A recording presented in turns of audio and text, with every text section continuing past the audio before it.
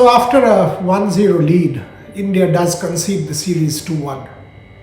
The dream of winning a series in South Africa continues to remain unfulfilled, and this will go down in history as an opportunity lost for sure.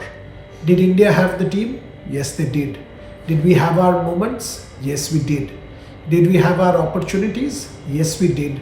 Unfortunately, we weren't able to capitalize. Yes, India was luckless. South Africa showed a lot of grit. South Africa showed a lot of determination to be able to come back.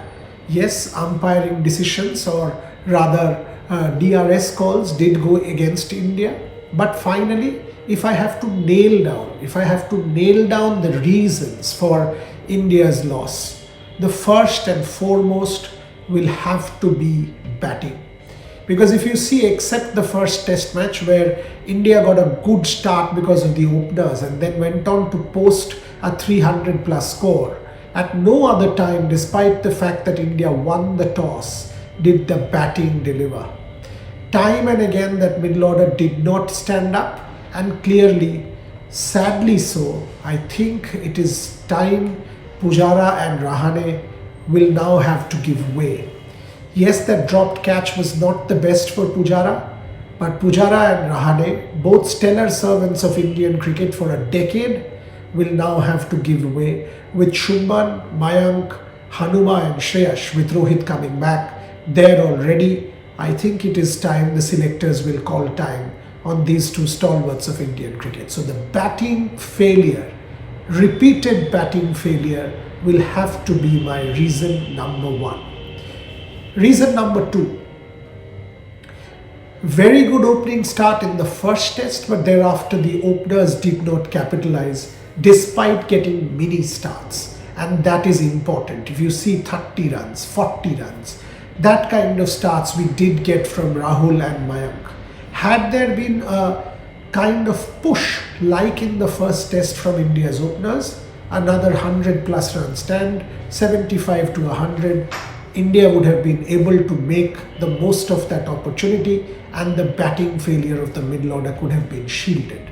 That is my reason number two. Reason number three, and I think this impact did affect us, is Mohammad Siraj. Mohammad Siraj, a fit Mohammad Siraj, the way he runs in, the amount of energy he brings to the table is quite fantastic. And Mohammad Siraj getting injured did impact India's bowling combination quite significantly in the second and third tests. Umesh was there, picked up a couple, but India did miss Mohammad Siraj, and that is something I have to say, is another reason. Number four, and this is something that you always talk about in sport, and that's luck. Jasprit Bumrah, the amount of times he missed the edge, Mohammad Shami, balls literally missing or hitting and just going past the stumps, dropping in front, and also the catch drop. That's not luck, that's bad fielding. But they were literally unlucky, and unfortunately, whatever anybody says, in sport you do need a bit of luck, and India did not have that luck, at least this time round. Finally, and number five, this is important, credit where due. I think Peterson and Marco Jansen were the finds of the series as far as South Africa are concerned. No praise is good enough for Keegan Peterson. Each time he got beaten also, the next ball, the way he came back and the way he showed temperament was quite fascinating. This young man has a great future ahead of him.